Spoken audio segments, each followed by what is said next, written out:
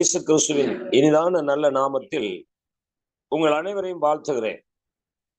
கர்த்தர் நல்லவர், அவர் கிருபை என்றும் உள்ளது.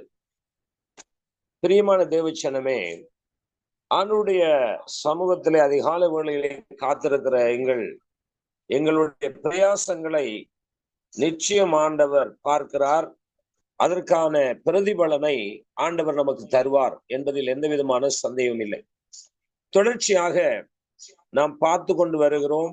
புதிய உடன்படிக்கை, புதிய வஸ்திரம் அல்லது புதிய வாழ்க்கை. பிரியமானவர்களே, நம்முடைய வாழ்க்கை மாறாவிட்டால் அதில் எவ்வளவு நாம் ஊழியம் செய்தாலும், பாடினாலும், துதித்தாலும், பிரசங்கம் பண்ணினாலும் எந்த விதமான பிரயோசனம் இல்லை. தேவன் நம்மிடத்தில் எதிர்பார்ப்பது அவருடைய வார்த்தை கீழ்ப்படிந்து அதன்படி வாழ வேண்டும் என்பதைத்தான் அவர் நம்மிடத்தில் எதிர்பார்க்கிறார். அந்த எதிர்பார்ப்பை நாம் நிறைவேற்றி கொடுக்க வேண்டும். எனவே நாம் வாழ்க்கை மாற வேண்டும். இந்த நாளிலே நாம் கிட்டத்தட்ட இந்த வருடம் முடிய போகிறது. இன்னும் கொஞ்ச நாளைக்குள்ள இந்த வருடம் முடிந்துவிடும். ஆகவே புதிய வருடத்துக்குள்ளே போகின்றோம். புதிய வருடத்துக்குள்ளே போகின்ற நாம் ஒரு புதிய மாற்றத்துக்குள்ளே போவதற்காக இப்பொழுதே தீர்மானிக்க வேண்டும். இப்பொழுதே நாம் தீர்மானம் எடுக்க வேண்டும். பிரியமானவர்களே, நாளுக்கு நாள், நாளும் பொழுதும் எங்களுடைய சுபாவங்கள் மாற்றமடைய வேண்டும். அப்படி மாற்றம் அடையாவிட்டால் நாம் ஒரு பாரம்பரிய கிறிஸ்தவர்களும், பெயர் கிறிஸ்தவர்களும் அல்லது சொல்லப்போன நடிக்கிற கிறிஸ்தவர்களுமாய் இருக்கும் என்பதில் எந்த விதமான சந்தேகமும் இல்லை. சரி, தொடர்ந்து நாம் கடந்த நாட்களிலே பார்த்த வசனத்தின் தொடர்ச்சியை பார்க்க போகிறோம். கர்த்தருக்கு ஸ்தோத்திரம். இப்பொழுது நாம் வாசிப்போம் 1 தீமோத்தேயு 5வது அதிகாரம் 17வது வசனத்தை வாசிப்போமா? 1 தீமோத்தேயு 5:17. நன்றாய் விசாரணை செய்கிற மூப்பர்களை, விசேஷமாக திருவசனத்திலும் உபதேசத்திலும் பிரயாசப்படுகிறவர்களை இரட்டிப்பான கனத்திற்கும் பாத்திரராக எண்ண வேண்டும். ஆமென். ஆமென். அருமையான தேவ பிள்ளைகள், இதை ஒரு அசைன்மெண்டா கொடுத்திருந்தேன். ஆனா போன திங்கட்கிழமை அவர்கள் தெளிவாக சில அசைன்மெண்ட் கொடுத்தார்கள். குறிப்பாக சகோதரி கீதா அவர்கள் மற்றும் பிரதர் தேவகுமார், பாஸ்டர் கிருபா, இவர்கள் இந்த அசைன்மெண்டினுடைய சில காரியங்களை சொன்னார்கள். ஆம், அவர்கள் சொன்னது போல அதுதான் இன்றைக்கு திருச்சபைகளில் மேலோட்டமாய் நடைபெறுகின்ற ஒன்றாகும். பிரச்சனை வந்தால் விசாரிப்பது, அல்லது ஒரு வியாதி, ஒரு துன்பங்கள் என்று சொன்னால் அவர்களை விசாரிப்பது, கொஞ்சம் அந்த சபையினுடைய காரியங்களை கண்காணிப்பது, இதுதான் இந்த மூப்பருடைய விஷயம் என்று இன்றைக்கு ஜனங்கள் என்ன செய்கிறார்கள்? திருச்சபைகள் அதை அப்படி சொல்லிக் கொண்டிருக்கிறது, அப்படி செய்து கொண்டிருக்கிறது.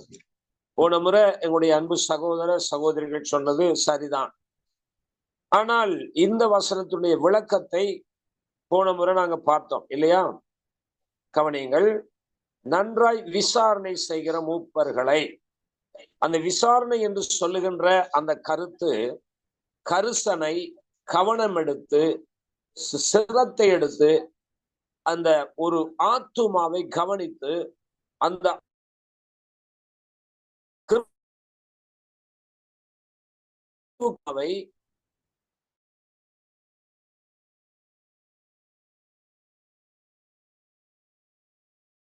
மூப்பர் என்று சொல்கிறார். சரியா கேட்க மாட்டேங்க. எல்டர் என்று சொன்னாலும்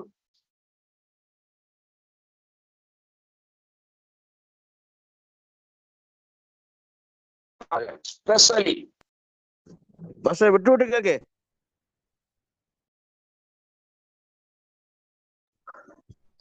திருவசனத்திலும் உபதேசத்திலும் என்று சொன்னால் உபதேசம்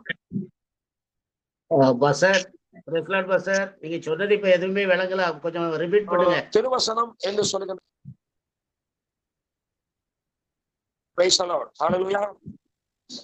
கேக்குதா? ஓகே. பாஸ்டர் திருவசனத்திலும் உபதேசத்திலும் பிரயாசப்படுகிற என்று சொல்லப்படுகிறது. அப்படின்னா டீச்சர், டீச்சிங். அப்ப அந்த டீச்சிங் பண்ணுகிறவர் யார் என்று பார்க்கும் இடத்துல மேலே அந்த மூப்பர் என்று சொல்லுகின்றது ஒரு சாதாரண பதவியை குறிப்ப மூப்பர் என்று சொல்லுகின்ற அது டீச்சர் அல்லது போதகர் அல்லது மேய்ப்பரை குறிக்கின்றது. இதற்கான விளக்கத்தை நாம் சற்று கவனிப்போமானால் கர்த்தருக்கு ஸ்தோத்திரம் வாசிக்கலாம். 3வது யோவான் நிருபம் 1வது வசனத்தை வாசிப்போமா? 3 நிருபம் 1வது வசனம். சத்தியத்தின்படி நேசிக்கிற பிரியமான காயுவுக்கு எழுதுகிறதாவது,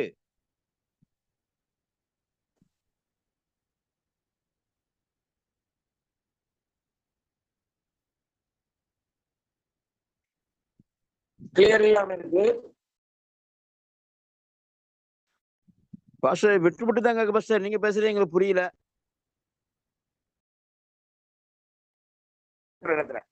கொஞ்சம் கவரேஜ் பிரச்சனையா இருக்கு. சரி, கேக்குதா? Praise the lord. Praise the lord pastor, கேக்கு.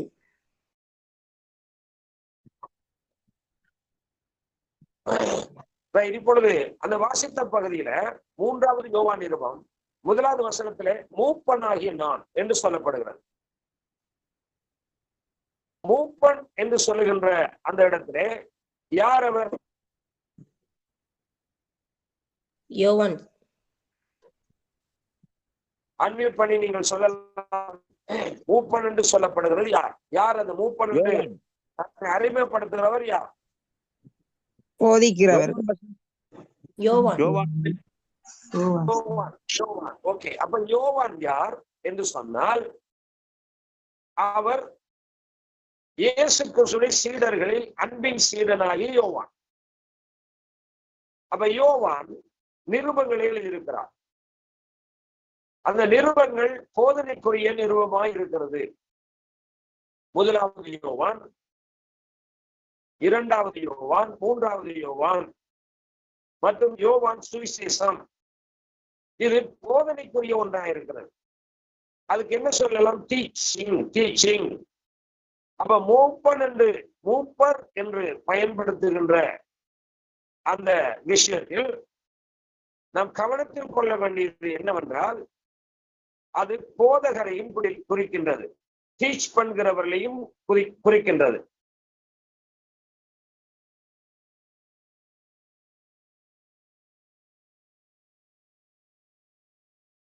ஒருவனோ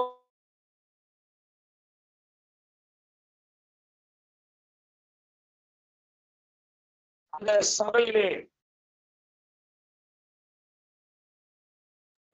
ஜெபத்திலே பாஸ்டர் கேட்கவில்லை.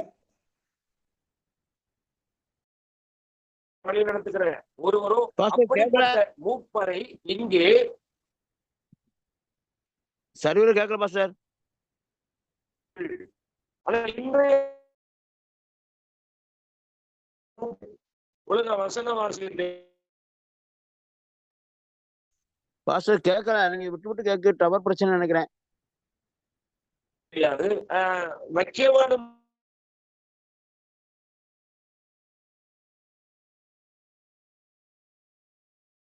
மூப்பர்னு சொல்லுகிறவருக்கும் அந்த சொல்லுகின்ற போஸ்டுக்கும் எந்த விதமான தகுதியும் இல்லாதவர்களை இந்த நாளிலே சபைகள்ல மூப்பர்கள் நியமிக்கிறார்கள். அதைத்தான் இன்றைக்கு மக்களுக்கு தெரியும். ஆனால் உண்மையை வேதத்தை நாம் ஆராய்ந்து பார்ப்போம் என்றால், உண்மையாக நாம் வேதத்தை ஆராய்ச்சி செய்கின்ற பொழுது இந்த மூப்பன் கண்டுபிடிக்க முடியும். முதலாவது வேதத்தை இப்படி ஆராய்ந்து பார்க்கின்ற பொழுதுதான் நமக்கு தெளிவான ஒரு விஷயம்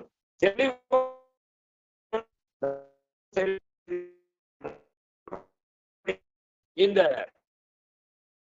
1 தீமோத்தேயு 5ஆம் அதிகாரம் 17வது வசனத்திலே சொல்லப்படுகின்ற அந்த நன்றாய் விசாரணை செய்கிற மூப்பர்கள் என்று சொல்லுகின்ற பொழுது அதுல கீழே நமக்கு பதில் வருகிறது.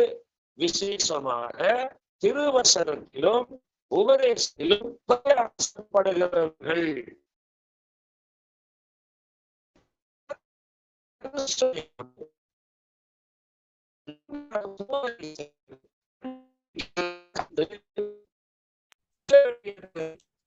பாஸ்டர் ஒண்ணுமே கேட்க மாட்டேங்குது.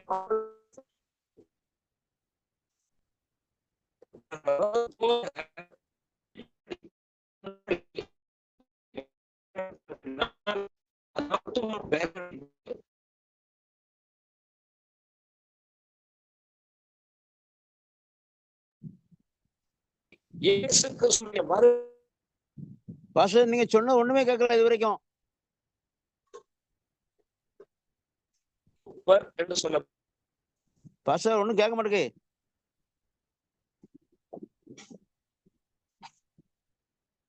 ராகுமாரனே, என்னமா நம்ம சொல்றது அவங்களுக்கு கேட்கல, அது தெரியுமா? அதான்மா அது அப்புறம் வாய்ஸ் வந்தா நம்ம சொல்ல முடியும். வாய்ஸ் வர்ற போது வர மாட்டேங்களா? ஆமா, அவர் வாய்ஸ் வந்தா நம்ம சொல்ல. யோகுமார்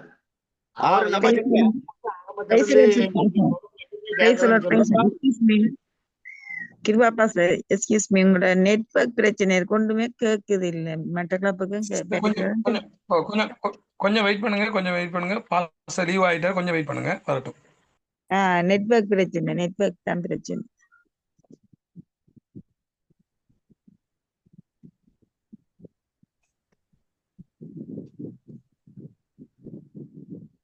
கவனத்தில் கொள்ளுவோம்.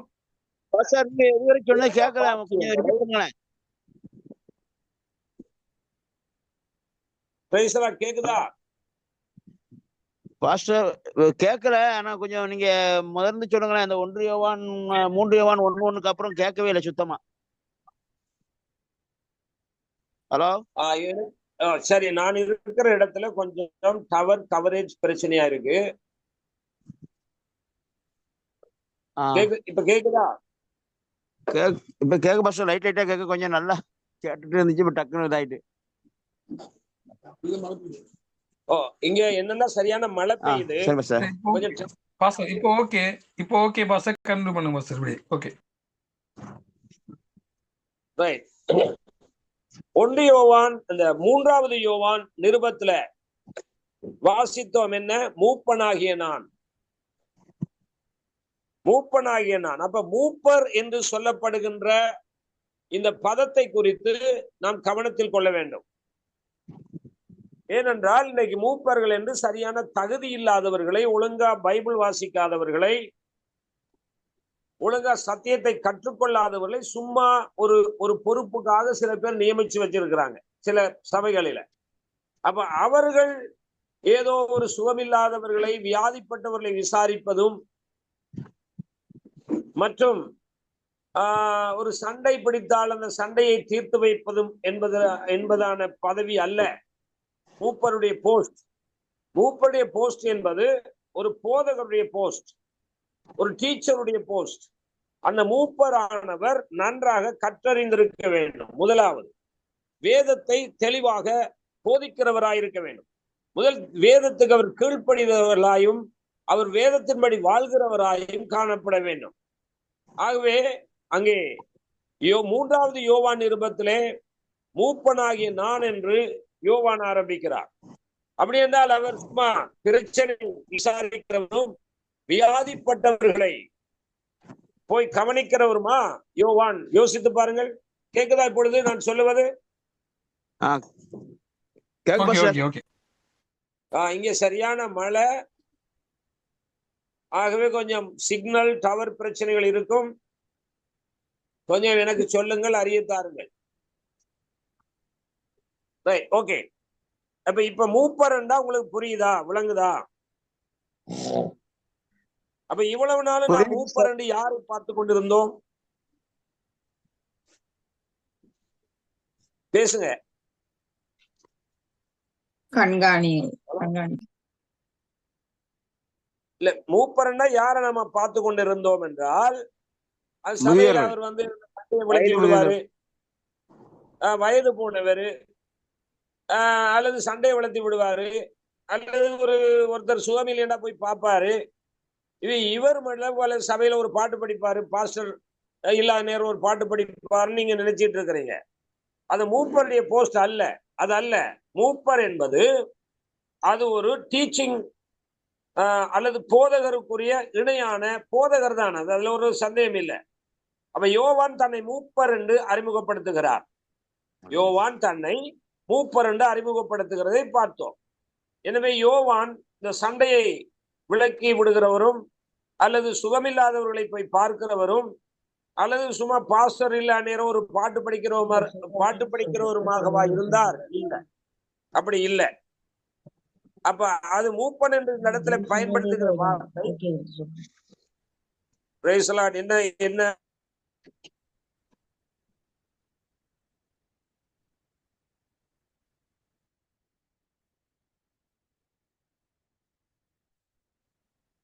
நீங்கள் அங்க பேசுறது அல்லது இது பண்றேன்னா மைக்க அன்மியூட் பண்ணிட்டு இந்த என்ன செய்யுங்க, நீங்க பேசுங்க, மைக்க ஆஃப் பண்ணிட்டு. சரி, என்ன டிஸ்டர்ப் ஆயிருக்கும், கவனிங்க. சரி, இப்ப இந்த மூப்பன் என்கின்ற இந்த பொருள், இந்த மூப்பன் என்கின்ற போஸ்டுக்கான விளக்கத்தை இப்பொழுது பார்த்து கொண்டிருக்கிறோம். அப்படி என்றால் அப்படிப்பட்ட அந்த நன்றாய் விசாரணை செய்கிற போதகரை, மூப்பரை அல்லது டீச்சரை நீங்கள் இரட்டிப்பான கணத்துக்கு பாத்திரவானா என்ன வேண்டும் என்று பார்த்தோம். ஆகவே பிரியமானவர்களே, இரட்டிப்பான கணம் என்பதை இந்த அசைன்மெண்ட்ல அருமையான அன்பானவர்கள் ஓரிரு பேர் எங்களுக்கு ஒரு அசைன்மெண்டை சொன்னார்கள். நல்ல அசைன்மெண்ட். அதுபோல இந்த மூப்பர் என்பதற்கும் போன ஸ்டடியில அருமையான சகோதர சகோதரிகள் நல்ல ஒரு காரியத்தை சொன்னார்கள்.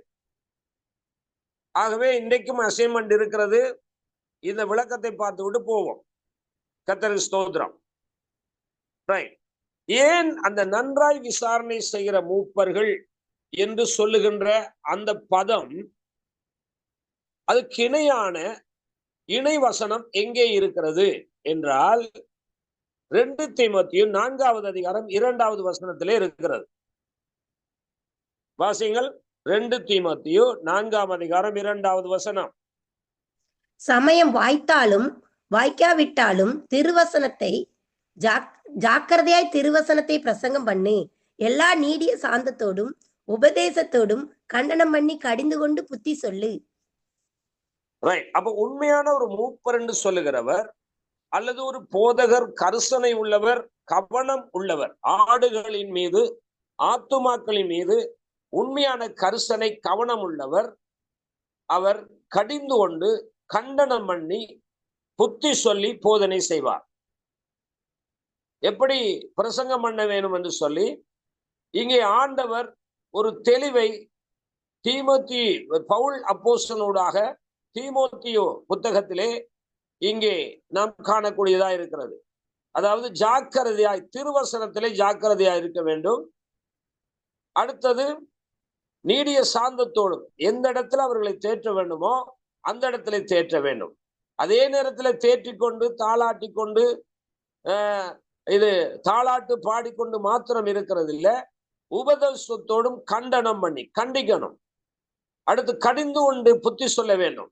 இதுதான் ஒரு சரியான மூப்பனுடைய பொறுப்பு, ஒரு பாஸ்டருடைய பொறுப்பு.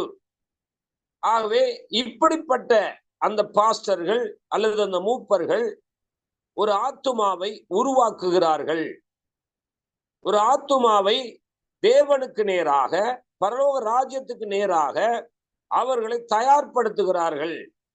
பரலோகத்திற்கு போவதற்கும் இயேசுவின் 2ஆம் வருகைக்கும் அவர்களை தயார்படுத்துகிற ஒரு பணியில இருக்கின்ற ஒரு பொறுப்பு வாய்ந்த ஒரு மிகவும் பெரிய ஒரு பதவியிலே உள்ளவர்கள் தான் இவர்கள். பதவி என்று சொல்லும் இடத்திலே இந்த நாளிலே சும்மா அந்த பிஷப் உடைகளை உடுத்தி கொண்டு அவர் இவர் என்று பட்டங்களை பெற்றுக் கொண்டிருக்கிறதை சொல்ல வரையில. எந்த பட்டம் பெற்றாலும் அழைப்பு இருக்க வேண்டும். கவனியுங்கள். ரைட். இப்பொழுது நாம் கவனத்தில் கொள்ள போகிறோம். இந்த நன்றாய் விசாரணை செய்கிற மூப்பர் கடிந்து கொண்டு கண்டனம் பண்ணி புத்தி சொல்லுகின்ற பொழுது ஒரு ஆத்மாவுக்குள்ள என்ன மாற்றம் உண்டாகிறது என்பதை பார்க்க போகிறோம். தாலாட்டு பாடிக்கொண்டிருக்கிற போதகர் அல்லது எதையோ ஒரு கதையை சொல்லிக் கொண்டிருக்கிற போதகர்னால ஒரு விசுவாசி உருவாக்கப்பட முடியாது. ஒரு விசுவாசி பரலோகத்துக்கு நேராய் தயார் நிலையில் இருக்க முடியாது. கண்டனம் பண்ணி, கடிந்து கொண்டு, கரிசனை எடுத்து, விசாரணை பண்ணி, மிகவும் அந்த ஆடுகளின் மீது, அந்த விசுவாசியின் மீது கவனமாய் இருக்கிற ஒரு மூப்பன் அல்லது போதகன் ஊடாகத்தான் ஒரு விசுவாசி பரலோக ராஜ்யத்தை அடைய முடியும் என்பதில் எந்த விதமான சந்தேகமும் இல்லை. கர்த்தருக்கு ஸ்தோத்திரம். ரைட், இப்பொழுது நாம் கவனத்தில் எடுப்போம். வாருங்கள், ஏசாயா 41வது அதிகாரம் 15வது வசனம். இது அசைன்மெண்ட் சொன்னேன். 41ஆம் அதிகாரம் 15வது வசனம். யாராவது அசைன்மெண்ட் கொண்டு வந்தால் நீங்கள் அதை பகிர்ந்து கொள்ளலாம். இந்த வசனம் என்ன சொல்லுகிறது? இதோ போரடிக்கிறதற்கு நான் உன்னை புதிதும் கூர்மையுமான பற்களுள்ள யந்திரமாக்குகிறேன். நீ மலைகளை மிதித்து நொறுக்கி குன்றுகளை பலருக்கு ஒப்பாக்கி விடுவாய். இதனுடைய அசைன்மெண்ட் கொண்டு வந்திருக்கிறீங்களா?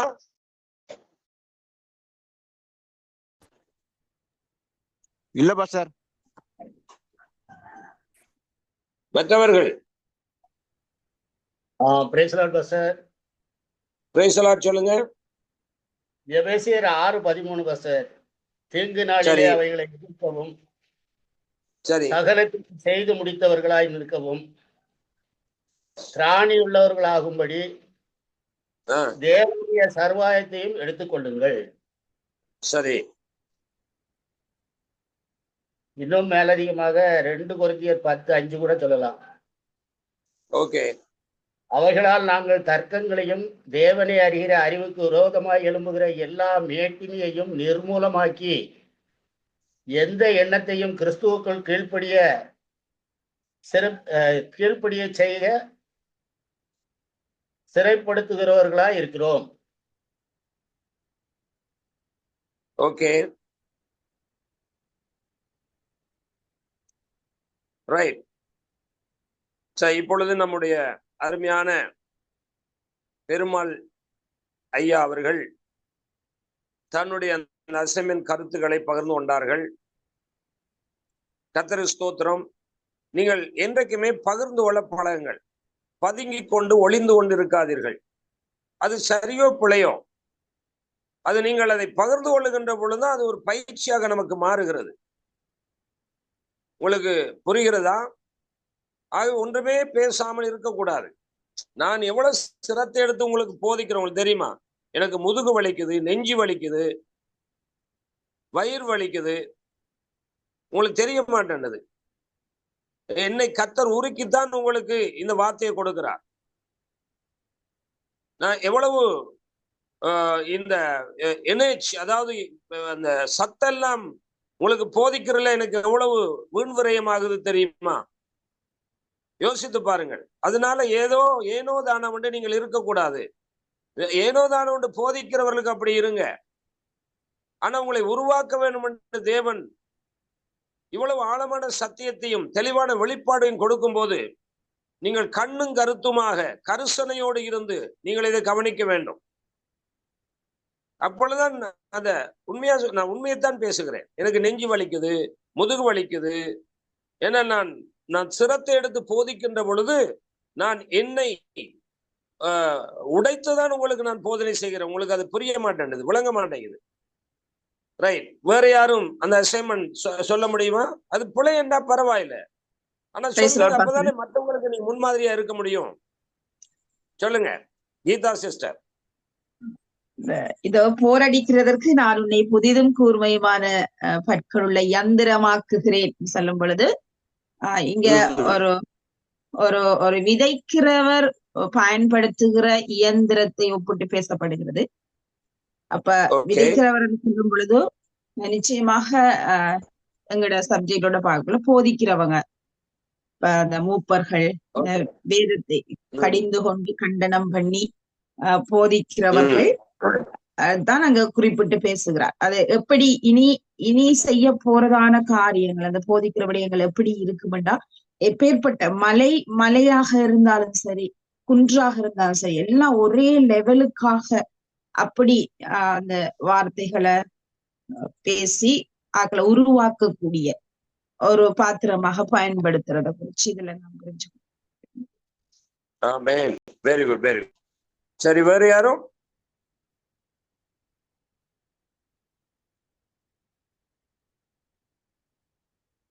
என்னுடைய அன்பு சகோதரி கீதா அவர்கள் பகிர்ந்து கொண்டார்கள்.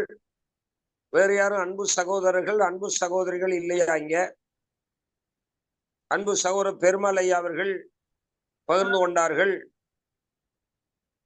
வேறு யாரும் அன்புக்குரியவர்கள் இல்லையா?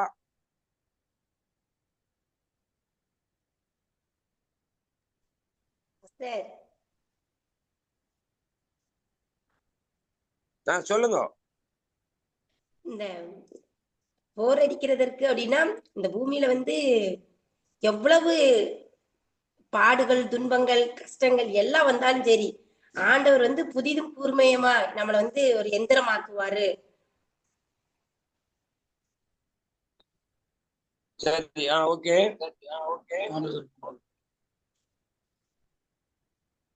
அப்படின்னு நான் நினைச்சிருக்கேன். இல்ல, ஹலோ, கேக்குதா? ஓகே, வேற யாரும்? போரடிக்க என்ற சொல்ல அந்த நிலங்கள் சில நல்ல நிலமா இருக்கலாம், சில கற்பாறைகளா இருக்கலாம், சில குண்டும் குழியுமா மலை இருக்கலாம். ஆனால் அதை நாங்க உழுதுதான் சரியான விதத்துல உழ வேணும். உழுதாத்தான் அதுல இருந்து அந்த நிலத்திலிருந்து சரியா நல்ல விளைச்சலை நாங்கள் பெற முடியும். ஆகவே ஒரு ஆத்மா பல பெற்ற சூழ்நிலையில அவர்கள் அகப்பட்டிருப்பார்கள். இவர்களை நாங்கள் சரியான விதத்துல போய் அவங்களை விசாரித்து அவங்களுக்கு உரம் போட்டு அதை சரியா உழுது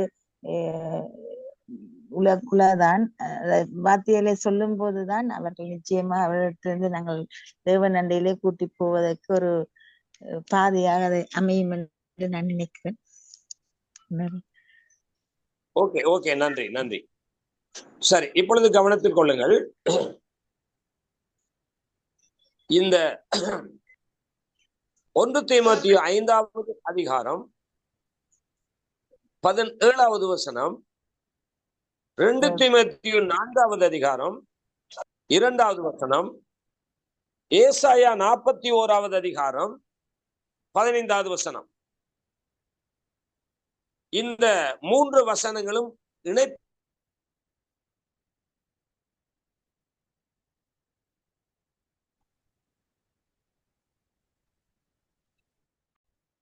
ஒன்றே இருக்க முடியாது.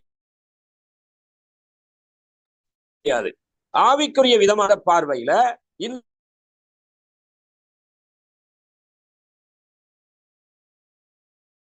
ஆகவே இப்பொழுது நான்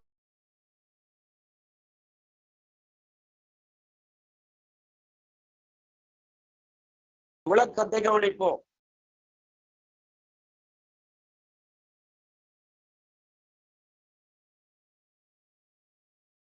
என்ன பார்த்தோம்?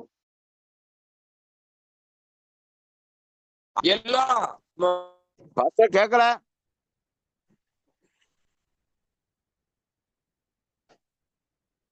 இருக்கிறோம். 3 வசனம் சொன்னீங்க, அதுக்கப்புறம் சொன்னது ஒண்ணும் புரியல.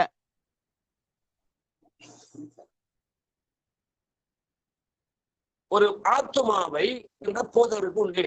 அப்போ ஒரு போதகரானவர் ஒரு ஆத்துமாவை உருவாக்க வேண்டும் என்றால், அதாவது ஒரு பாத்திரத்தை ஒரு குயவனோ அல்லது ஒரு கொள்ளனோ அல்லது ஒரு உருவாக்க வேண்டும் என்றால், கவனிங்க, இதுக்கு நான் ஒரு விளக்கத்தை தருகிறேன். இப்ப போரடிக்கிறது கூர்மையுமான பற்களுள்ள யந்திரம் என்று சொல்லுகின்ற பொழுது ஒரு பாத்திரத்தை ஒரு பொருளை குறிப்பிடுகிறது. கவனிக்கிறீங்களா? அப்ப அந்த பொருளை இங்கே ஆண்டவருடைய கருத்தின்படி தேவன் உருவாக்குகிறார். அவர் சொல்லுகிறார், உன்னை புதிதும் கூர்மையுமான பற்கள் உள்ள யந்திரமாக்குகிறேன். அப்ப ஆண்டவர் ஒரு மனிதரை உருவாக்குகிறார் என்று சொல்லப்படுகிறது.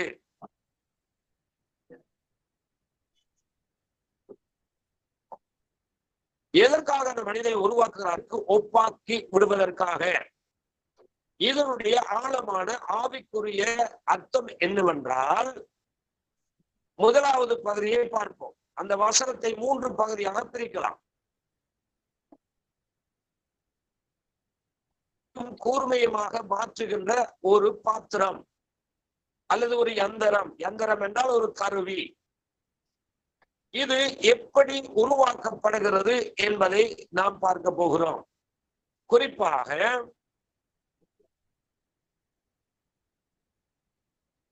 ஒரு உழவு இயந்திரத்தை எடுத்துக்கொள்ளுங்க. உழவு இயந்திரம் அல்லது ஒரு மண்வெட்டியை எடுத்துக்கொள்வோம். இந்த மண்வெட்டியானது இந்த நிலத்திலே என்ன செய்கிறது? கொத்தி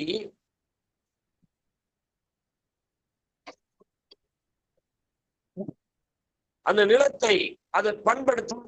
ஒரு பெரிய மலையை உடைத்து அது மலையா இல்லாதபடிக்கு அதை நொறுக்கி அதை பயன்படுத்துவதற்கு இந்த கூர்மையுள்ள யந்திரம் செய்கிறது. அப்படி என்றால் கூர்மையுள்ள யந்திரமாக்குகிறேன். அது எப்படி எவ்வாறு நடைபெறும் என்பதை பார்க்க போகிறோம். அது எப்படி எவ்வாறு அது நடைபெறுகிற போன்னு பார்க்கிறோம். கவனிங்கள். இப்ப இந்த இடத்துல ஒரு மனிதனை தேவன் உருவாக்குகின்ற ஒரு காரியத்தை பார்க்கிறோம். சரி, இப்ப ஒரு மண்வெட்டியை உதாரணத்துக்கு எடுத்துக்கொள்வோம். எல்லாருக்கும் மண்வெட்டி தெரியும் தானே? ரைட். மண்வெட்டியை ஒரு உதாரணத்துக்கு நாம் எடுத்துக்கொள்வோம் என்றால், இந்த மண்வெட்டி ஒரு விவசாயினுடைய கரத்தில் வருவதற்கு முன்பதாக இந்த மண்வெட்டி எங்கே இருந்தது? சொல்லுங்க, எப்படி இருந்தது?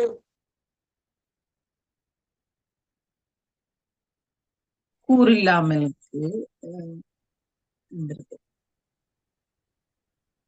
கேக்குதா? கேக்குதா? பாஸ்டர் விட்டு விட்டு கேட்க பாஸ்டர்.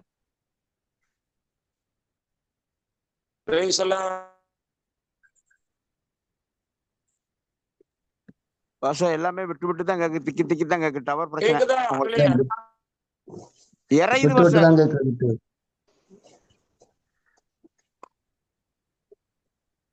பாஸ்டர் இறையுது. நீங்க பேசுறது சரியா கேட்க மாட்டேங்குது. கேக்குதா? அதான் அந்த நீங்க மட்டும் தான் சொல்லுவீங்க. மற்றவங்களுக்கு எல்லாம் கேட்டாலும் ஒன்றுதான், ஜெயகாட்டிலும் ஒன்றுதான். விட்டு விட்டு தான் வருது. விட்டு விட்டு தான் வருது. விட்டு விட்டு தான் கேக்குது பாஸ்டர். விட்டு விட்டு தான் கேக்குது. அது என்ன பிரச்சனைன்னா, இங்க சரியான மழை, கொஞ்சம் சிக்னல் டவர் பிரச்சனையா இருக்கு. அதான் நான் கேக்குறேன், கேக்குதான்னு. விட்டு விட்டு தான் கேக்குது. அதான் இப்ப என்ன செய்வோம்? நிப்பாட்டுவோமா? நிறுத்துவோமா?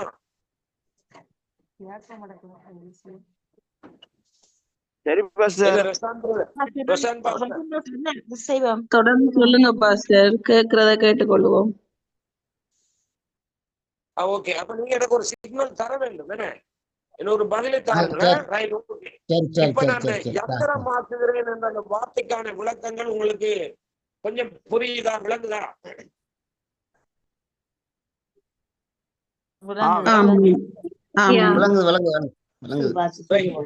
ஒரு மண்வெட்டி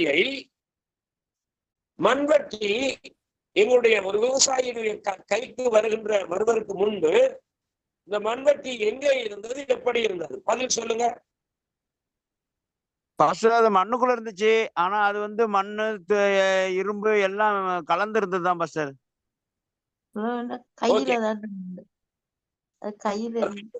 ஓகே, சரி, நல்ல நல்ல நல்ல பதில்கள்.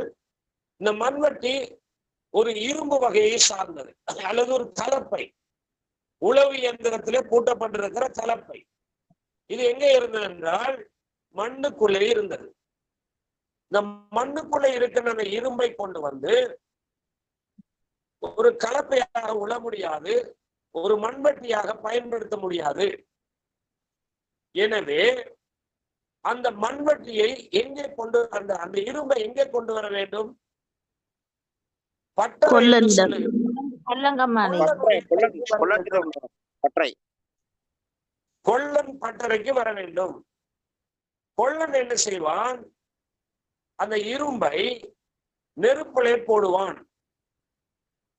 இந்த நெருப்பிலே போட்டு அந்த கொல்லன் தம்முடைய சிந்தைக்கு ஏற்றபடி மண்வெட்டியா இதை உருவாக்க முடியுமா, அல்லது கலப்பையா இதை உருவாக்க முடியுமா, அல்லது வேறு ஒரு கத்தியாக இதை உருவாக்க முடியுமா என்று அவனுடைய சிந்தைக்கு ஏற்றபடி அதை தட்டி நிமிர்த்தி அடித்து நொறுக்கி இப்படி உருவாக்கப்படுகிறது தான் ஒரு யந்திரம். யந்திரம் என்றால் ஒரு பயன்படுத்துகிற பாத்திரம் அல்லது பயன்படுத்துகிற ஒரு கருவி. எல்லாரும் சொல்லுங்க. ஆமென் ஆமென் ஆமென். அப்படி என்றால் இதைத்தான் தேவன் தம்முடைய பிள்ளைகளில் உருமாற்றுகின்ற ஒரு பொறுப்பை வேத வசனத்தை போதிக்கின்ற ஒரு போதகர் கையிலே கொடுத்திருக்கிறார். அல்லேலூயா. ஆமென். போதகருடைய கையில கொடுக்கப்பட்டிருக்கிறது இந்த பொறுப்பு. ஆமென். மூப்பன் என்று சொல்லுகின்ற அந்த பொறுப்பு என்ன? போதகர் என்ற பொறுப்பு என்ன?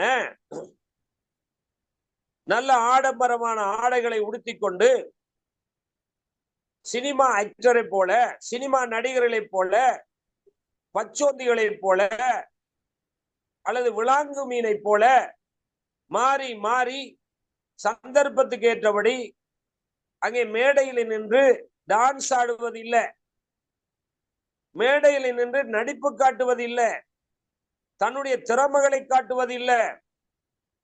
ஒரு போதகன், ஒரு மூப்பன் ஒரு ஆத்துமாவை கரிசனை வைத்து அந்த ஆத்துமாவை தேவ சித்தத்தின்படி உருமாற்றி அதை உருவாக்க வேண்டும். இதுதான் ஒரு போதகருடைய பொறுப்பு. இதுதான் ஒரு மூப்பனுடைய பொறுப்பு. இதைத்தான் நாம் தீமோத்தேயுவிலே வாசிக்கிறோம். இதை நீங்கள் இப்பொழுது சில அசைன்மெண்ட் சொன்னீர்கள். அதெல்லாம் உங்களுடைய பார்வைகள் எல்லாம் மேலோட்டமான பார்வை.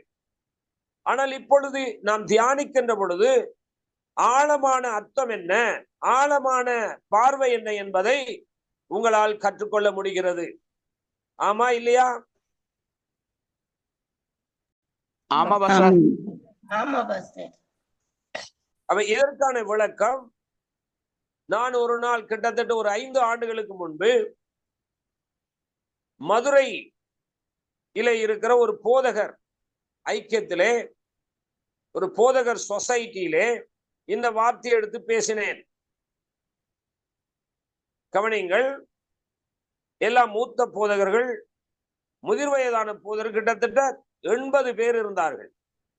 இந்த 80 பேர்கள் மத்தியிலே தேவன் இந்த வார்த்தையை பகிர்ந்து கொள்வதற்கு தேவன் உதவி செய்தார். ஆனா எல்லா போதகர்களும் இந்த விளக்கம் எங்களுக்கு புதிதா இருக்கிறது, இந்த விஷயம் தேவன் எங்களை வித்தியாசமான முறையில உங்களை கொண்டு பேசினார் என்று எனக்கு ஃபீட்பேக் தந்தார்கள். கர்த்தருக்கு ஸ்தோத்திரம். ஆகவே பிரியமானவர்களே, வேத வசனம் வாசித்தால் போதாது, வேத வசனத்தை கேட்டால் போதாது, வேத வசனம் ஆராய்ந்தால் மட்டும்தான் அதனுடைய உட்கருத்து என்ன, அதனுடைய ஆழம் என்ன, அதனுடைய உண்மையான வெளிப்பாடு என்ன என்று கண்டடைய முடியும். உங்களுக்கு விளங்குதா? புரியுதா? ஆமென். ஆகவே சும்மா ஏனோ தானம் கொண்டு ஒரு பிரசங்கத்தை கேட்டோ, ஏனோ தானம் கொண்டு ஒரு வேதத்தை வாசித்தோ, ஏனோ தானம் கொண்டு ஒரு ஆராதனைக்கு போனால் உங்களால உருவாக முடியாது. தேவன் விரும்புகின்ற பாத்திரமாய் வணைய முடியாது. அவை தேவன் விரும்புகின்ற பாத்திரமாய் வணைக்கப்பட வேண்டும் என்றால் அதுக்கு சரியான போதனை அவசியம், அதுக்கு சரியான டீச்சிங் அவசியம். அந்த டீச்சிங் தான் உங்களை உருவாக்குகின்றது. அந்த டீச்சிங்க்கு இங்கிலீஷ்ல சொன்னால் அதுக்கு சொல்லலாம் என்ன, டாக்டரின் என்றும் சொல்லலாம். அல்ல உபதேசம் என்றும் சொல்லலாம். கவனிங்க. அப்ப ஒரு மனிதனை தேவன் எப்படி உருவாக்குகிறார்? அதைத்தான் ஏசாயா 41:15 கூறுகின்றது. எப்படி உருவாக்குகிறார்?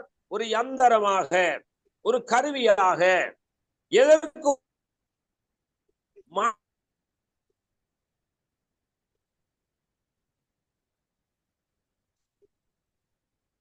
என்றால் என்ன? அதனுடைய குறி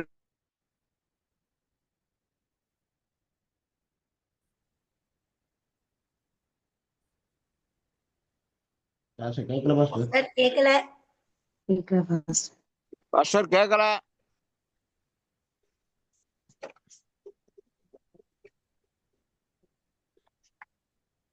கேட்கல.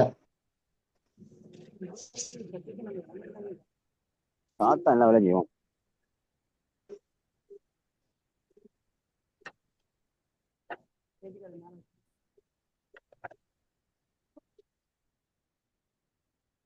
சரி, கொஞ்சம் வெயிட் பண்ணி பாப்போம்.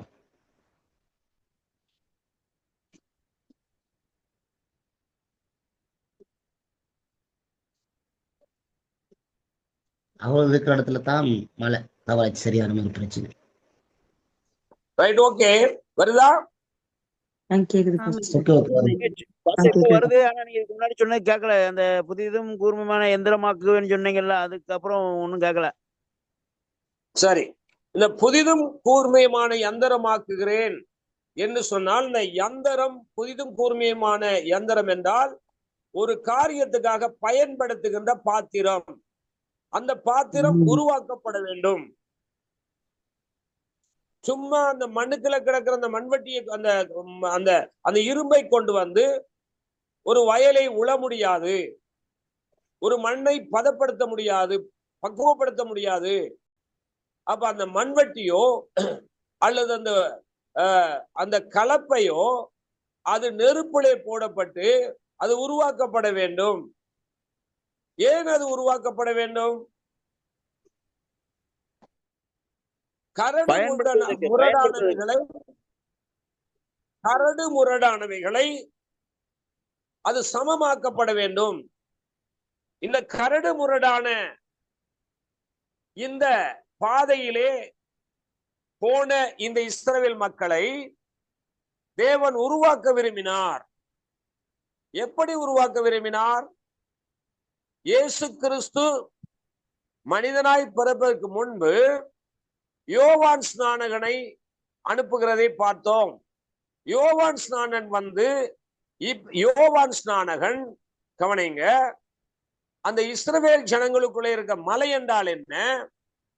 மாமிசத்தை குறிக்கிறது. மலை என்றால் என்ன? பெருமையை குறிக்கிறது. மலை என்றால் என்ன? அகங்காரத்தை குறிக்கிறது. மலை என்றால் என்ன?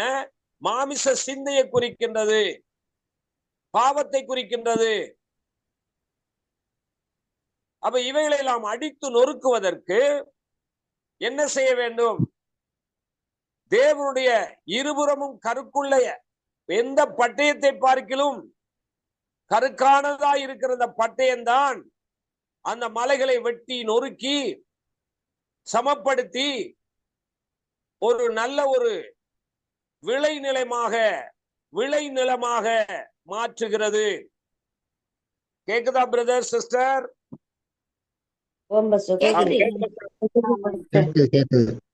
சொல்ல போனா இப்ப நாங்க இருக்கிற வீட்டுல சரியான மழை கேக்குது. ஒரு ஓடு வீடு. அந்த வீடு அந்த ஓட்டின் வழியாக மழை துளிகள் உள்ள இருந்துதான் இந்த பிரசங்கத்தை பண்றோம். உண்மையா என்னுடைய பைபிள் எல்லாம் நனையுது. நான் இருக்கின்ற இடம் நனையுது. அப்ப பாருங்க, எந்த சூழ்நிலையில தேவன் உங்களோட பேசிக்கொண்டிருக்கிறார் என்பதை நீங்கள் மறக்க கூடாது. இதெல்லாம் கர்த்தர் ஒரு நாள் கணக்கு கேட்பார். ஆமென். இப்பொழுது நான் நனைந்து கொண்டுதான் இந்த பிரசங்கத்தை பண்ணி கொண்டு இருக்கிறேன், இந்த செய்தியை கொடுத்து கொண்டிருக்கிறேன். அதனால நீங்க எல்லாருடைய செய்தியை போல என்னுடைய செய்தியை நீங்க என்ன செய்யக்கூடாது? கேட்க கூடாது. இது வித்தியாசம். இது டோட்டலி டிஃபரண்ட். கவனிங்க, முற்றிலும் வித்தியாசமானது. இப்படிப்பட்ட விளக்கங்கள் எங்கேயாவது ஒரு பைபிள் காலேஜில் கொடுத்தா நீங்க சொல்லுங்க, அந்த பைபிள் காலேஜுக்கு நான் வாரேன், அந்த பைபிள் காலேஜில் வந்து நான் படிக்கிறேன்.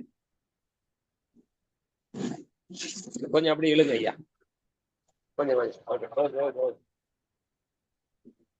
நல்லா நனைஞ்சிருச்சுல்ல. ஒரு நிமிஷம் பொறுங்க, கொஞ்சம் வெயிட் பண்ணுங்க. Thank you, Jesus. Hallelujah.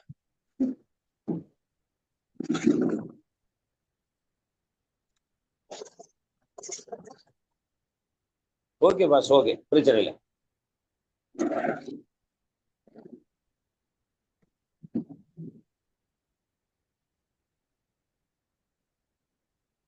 நனைஞ்சிட்டு தானே? நல்ல மழை. ஓகே, டோரை சாத்தி விடுங்க. Price the Lord. கேக்குதா? கேக்குது பாஸ்டர்.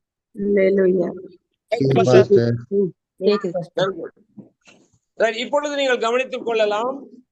நீங்கள் எந்த பெரிய ரெவரண்டையும் கொண்டு வாங்க, எந்த பெரிய பிஷப்பையும் கொண்டு வாங்க, எந்த பெரிய கூட்டத்தின் தலைவனையும் கொண்டு வாங்க, ஆனா இப்படிப்பட்ட விளக்கம் இருக்கும் என்று சொன்னால் அது நான் பெருமைக்கு சொல்லவில்லை, எனக்குள்ள இருக்கிற தேவ ஆவியான உங்களோடு பேசிக் கொண்டிருக்கிறார் என்றால் நான் சத்தியத்தின் மீது கவனம் வைத்திருக்கிறேன்.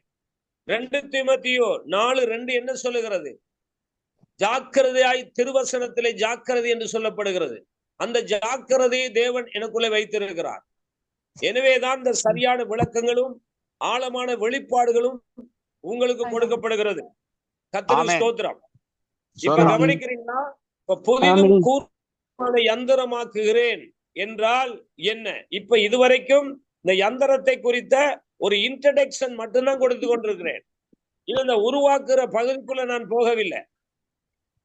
கவனிக்கிறீங்களா? இப்ப இந்த ஒரு இன்ட்ரடக்ஷன் மட்டும் இந்த பைபிள் ஸ்டடியில கேளுங்க. உருவாக்குற விதத்தை, இன்றைக்கு என்ன நாள்? புதனா? வெள்ளிக்கிழமை நீங்க நல்ல ஜெபத்தோட வாருங்கள். எப்படி தேவன் ஒரு பாத்திரத்தை உருவாக்குகிறார் என்பதை குறித்து நாம் கற்றுக்கொள்ள போகிறோம். கர்த்தருக்கு ஸ்தோத்திரம். ரைட், இப்பொழுது கவனியுங்க. இப்ப விளக்கம் உங்களுக்கு புரிகிறதா? விளங்குகிறதா? புரியுது பாஸ்டர். புரியுது பாஸ்டர்.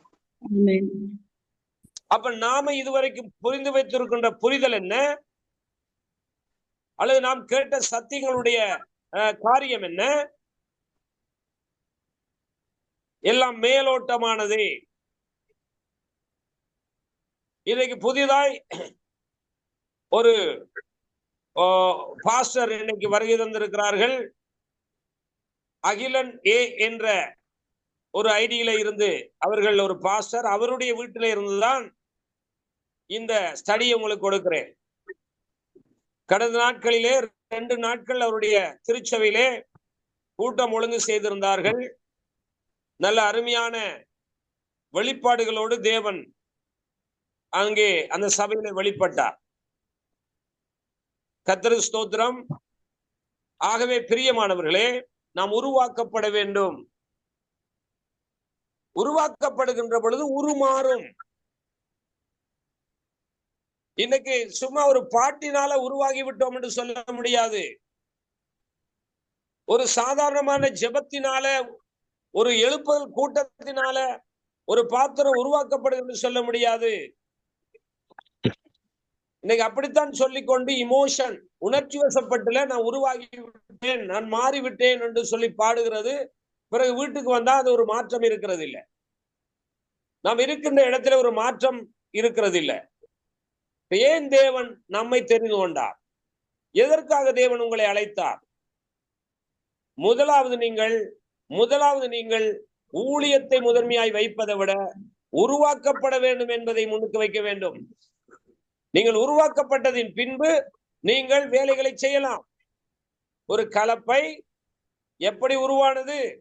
மண்ணுக்குள்ள கிடந்த ஒரு இரும்பு, ஒன்றுக்கும் உபயோகமற்ற இரும்பு.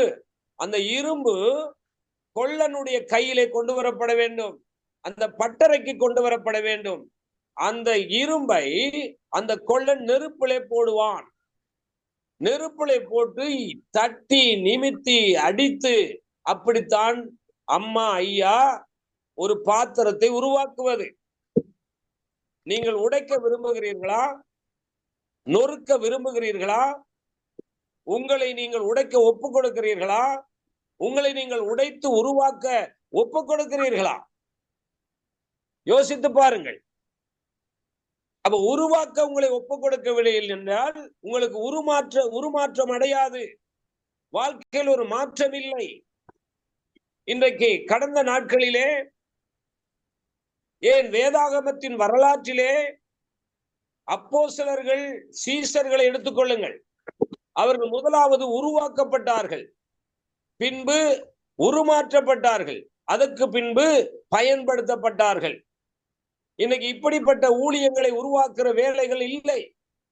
உடனே ஒரு உலக பிரகாரமான ஸ்டைல், எப்படி உடுத்துவது, எப்படி பாடுவது, எப்படி மைக் பிடிப்பது, எப்படி ஆடுவது, எப்படி மேடை அலங்காரம் பண்ணுவது, சிகை அலங்காரம் பண்ணுகிறது, ஆடை அலங்காரம் பண்ணுகிறது தான் இன்றைக்கு நம்முடைய சமூகம் பின்பற்றுகிறது.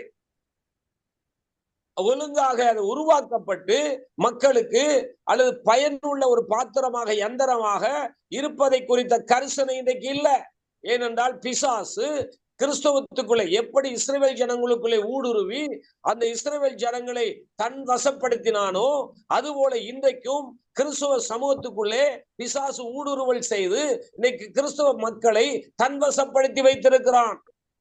இந்த மலைகளை உடைத்து நொறுக்க வேண்டும், சமமாக்க வேண்டும், இந்த பள்ளங்களை நிரப்ப வேண்டும். அதற்குதான் தேவன் என்னையும் உங்களையும் தெரிந்து கொண்டார். Price the Lord.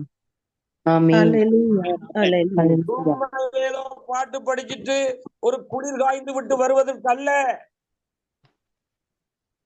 தேவன் நம்மை தெரிந்து கொண்ட நோக்கம் என்ன? அவருடைய ராஜ்யத்துடைய வேலை செய்ய வேண்டும்.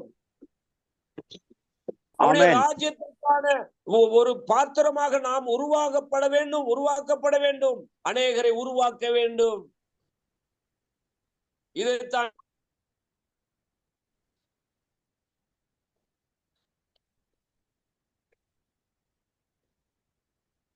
தேவன் அனுப்பினார்.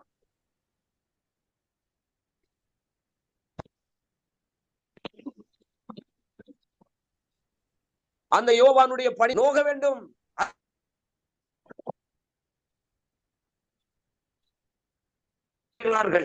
சீசர்கள்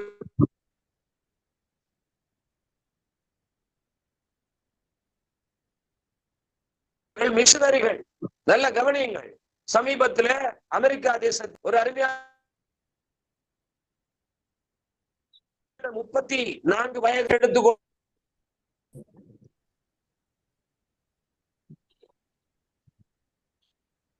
ஓரின சேர்க்கைக்கு எதிராக புறப்பட்ட தரம் கட்ட வாழ்க்கையை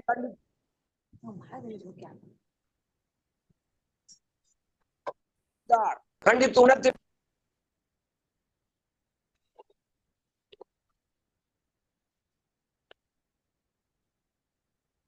அவர் குடும்பக்காரர் அமெரிக்காவில்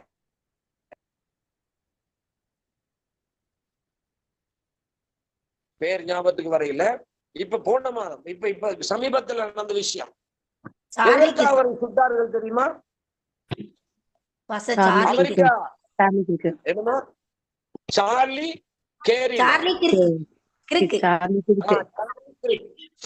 சார்லி கிரிக்.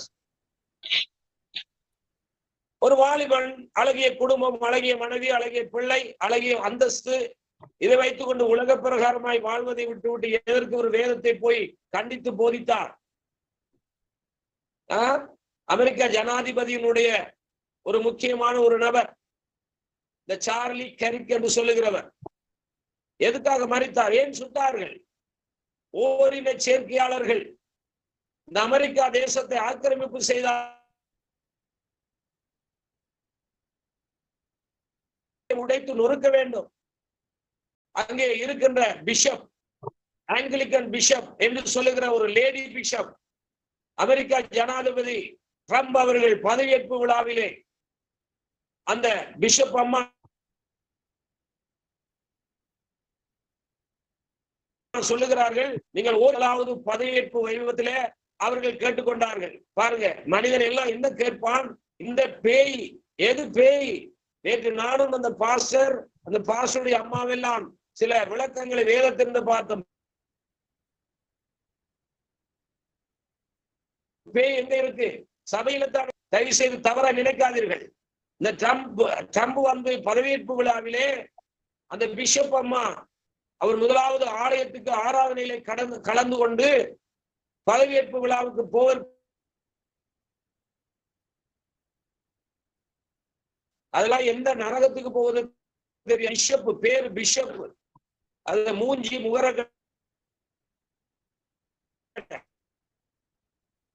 அம்மா சொல்லு, நீங்கள் ஜனாதிபதியாக பதவியேற்க போகிறீர்கள், இந்த ஓரின சேர்க்கைக்காரர்களுக்கு உதவி செய்ய வேண்டும் என்ற மாதிரி அந்த அம்மாவுடைய பிரசங்கம். எந்த அம்மா? பிஷப் அம்மா. அப்ப அந்த பிஷப் அம்மாக்குள்ள என்ன இருக்கு? பேய் இருக்கு, பிசாசு இருக்கு. இதை எதிர்த்து போராடினவர் தான் இந்த சார்லி கேரி. கவனிங்க, வாலிபர்கள் மத்தியிலே இதை கண்டித்தார், கடிந்து கொண்டார். ஆகவே இந்த ஓரணி சேர்க்கைக்காரர்கள் கூட்டம் பெருகிவிட்டது. இது அமெரிக்காவில் எப்பொழுது வந்தது?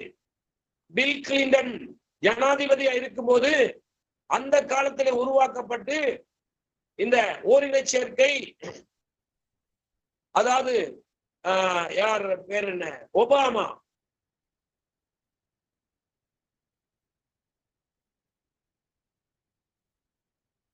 அந்த ஒபாமா தான் இதுக்கு தலைவர். இந்த ஓரின சேர்க்கைக்கு ஆதரவு கொடுக்கிற இருந்த அந்த ஒபாமா தான் அதுல ஜோ பைடன்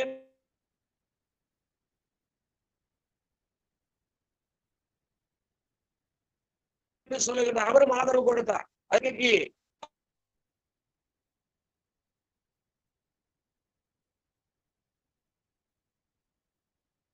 ஆதரவு கொடுத்தார்கள். ஆனால் இந்த சார்லி கரிக் என்பவர் மிகவும் வேகமாக வேதத்தை போதித்தார், கண்டித்து உணர்த்தினார். முடிவு என்ன? அந்த பாத்திரம், அந்த கோதுமை மணி நிலத்திலே விழுந்து விட்டது. இதைத்தான் ஆண்டவர் சொன்னார், கோதுமை மணியானது விட்டால் அது பலன் கொடுக்காது. ஆனால் மரித்திருக்கலாம், ஆனால் தேவனுடைய இதய துடிப்பை அவர் கொண்டவர். ஆனால் தேவனுடைய இதயம் மறிக்கவில்லை. தேவனுடைய சித்தம் நிறைவேறும். என்னை கேட்டுக்கொண்டிருக்க அருமையானவர்களே, சும்மா ஏனோ தானோ என்று கிறிஸ்தவ ஜீவியம் செய்ய வேண்டாம். தேவன் உங்களை அழைத்ததுக்கு ஒரு நோக்கம் இருக்கிறது. முதலாவது உருவாக்க ஒப்பு கொடுங்கள், உருமாறுங்கள், மலைகளை நொறுக்குகிற யந்திரமாக மாறுங்கள். Praise the Lord. ஆமென். ஹல்லேலூயா. ஹல்லேலூயா. நம்முடைய கண்ணீரையோ, நம்முடைய துன்பம், நம்முடைய வியாதி போராட்டத்தையோ பார்த்துக் கொள்வார். துன்பம் மீதும் துயரம் மீதும் போராட்டத்தின் மீதும் கவனம் வைக்காதீர்கள். கவலை கஷ்டத்தின் மீது கவனம் வைக்காதீர்கள். தேவனுடைய வார்த்தை மீது கவனம் வையுங்கள். நமக்கு தேவையானவற்றை எல்லாம் ஒரு சந்திக்க வல்லவராக இருக்கிறார். அப்படியே கண்களை மூடுங்கள். நான் ஒரு ஜெபம் பண்ணி நான் முடிக்க போகிறேன். எங்களை அதிகமாய் நேசிக்கிறதான பரலோகத்திற்கு பிதாவே, உம்முடைய திட்டத்தையும் நோக்கத்தையும் உடைய சித்தத்தையும் நிறைவேற்ற உம்முடைய செல்லக்குமாரன், ஒரே பேரான அன்புக்குமாரன் இந்த பூமிக்கு வந்து ஆண்டவரை பரலோகத்தின் மகிமையை விட்டு இறங்கி இந்த பாவமான பூமிக்கு வந்து பாவிகளோடு வாழ்ந்து பாவிகளால் அடிக்கப்பட்டு நொறுக்கப்பட்டு ரத்தம் சிந்தி ஆண்டவரே இந்த நாளிலே கொடுத்ததான உம்முடைய ஜனங்களாகிய நானும் நாங்களும் ஆண்டவர் உம்முடைய கரத்திலே இருக்கிறோம். உடைய சித்தத்தின்படி மனையும் உடைய சித்தத்தின்படி உருவாக்கும் ஆண்டவர். இதற்கு விரோதமாய் எழும்புகின்ற எல்லா தீய கள்ள போதனைகள், இதற்கு விரோதமாய் எழும்புகின்ற தீய கள்ள போதனைகள், கள்ள தீர்க்க தரிசனங்கள் இயேசுவின் நாமத்தினாலே நிர்மூலமாக்கப்படுவதாக கர்த்தாவே எங்களை உருவாக்கும். நாங்கள் மரிப்பதற்கு முன்பதாக ஆண்டவரே உம்முடைய ராஜ்யத்துடைய வேலைகளை செய்ய ஆண்டவரை உண்மை உத்தவமாய் வாழ எங்களுக்கு உதவி செய்யும். இந்த இடைப்படை வந்து இணைந்து அனைத்து பேரை ஆண்டவராய் இயேசுவுக்குள்ளே ஒப்புக் கொடுக்கிறேன். இவர்களை உருவாக்கும். இதை தேவையில் சந்தித்து கொடுக்கப்படுவதாக. வியாதிகள், விலகினங்கள், கஷ்டங்கள், கவலைகள் எல்லாம் நீங்கட்டும். கடன் பிரச்சனைகள் நீங்கட்டும். வேலையில்லா பிரச்சனை நீங்கட்டும். முதலாவது தேவனுடைய ராஜ்யத்தையும் அவருடைய நீதியும் தேடுங்கள், அப்பொழுது எல்லாம் உங்களுக்கு கூட கொடுக்கப்படும் என்று சொன்ன வார்த்தையின்படி நாங்களும் முதலாவது உம்மையும் ராஜ்யத்தையும் தேடி நீர் தருகின்ற எல்லா நன்மைகளையும் அனுபவிக்க கர்த்தர் உதவி செய்வதாக. தொடர்ந்து வந்த ஒவ்வொருவரையும் ஆஸ்வதியும், இந்த மினிஸ்ட்ரியை ஆஸ்வதியும், இணைப்பில் இணைந்து ஜெபிக்கிற கேட்டுக்கொண்ட ஒவ்வொரு பிள்ளைகளையும் ஆஸ்வதியும். தொடர்ந்து வருகிற நாட்களே அநேகர் வந்து ஆண்டவரே இந்த சத்தியத்தை, இந்த வெளிப்பாட்டை பெற்றுக்கொள்ள அநேகரை இணைத்துக் கொள்ளும், வழிநடத்தும் ஆசீர்வதியும். இயேசுவின் நல்ல நாமத்தில் ஜீவனுள்ள நல்ல பிதாவே, ஆமென். தொடர்ந்து எல்லாரும் எனக்காக ஜெபம் பண்ணி கொடுக்க மீண்டும் சந்திப்போம். கர்த்தர் உங்களை அனைவரையும் ஆஸ்வதிப்பாராக. ஆமென்.